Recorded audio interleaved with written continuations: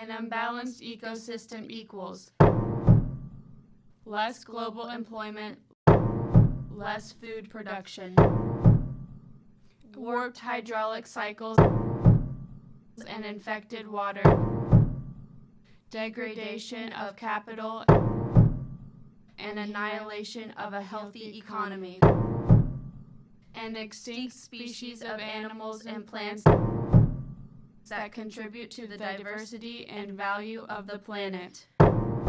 The Trump administration wants to remove wolves from the endangered species list to allow for unethical hunting, and culling to allow for the mindless slaughter and extinction of wolves. They don't see how the loss of this magnificent predator will bring significantly more harm than the loss of a few livestock.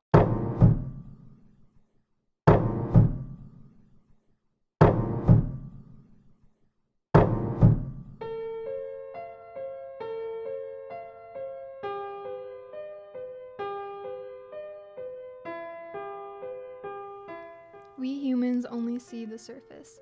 Clear cuts, plastic bottles wedged between broken brambles and toxic muck, smog and fire season, water filters for our kitchen faucets, small salmon in supermarkets that don't taste authentic, the synthetic smell of PVC in our shower curtains. But we don't see what's behind the real curtain, how when Yellowstone became rid of wolves, the ecosystem deconstructed. Our predator control wiped out an entire keystone species. Elk ballooned in numbers, trampling and eating the land until there was no plant growth, no strong soil to keep the riverbanks from sinking, from changing their very shape, from damaging their water quality. No tree shade for fish, no branches for birds to nest, no rest for small creatures seeking shelter, a system in arrest, in struggle, in death.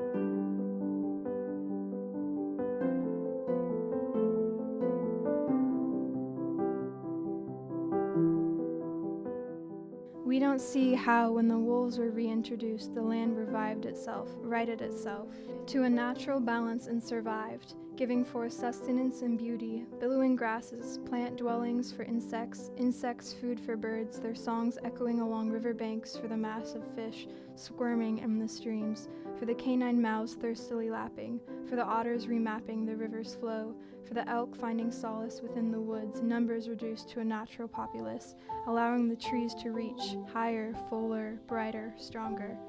We don't see how every piece plays a part in the complex web of life in which we too belong.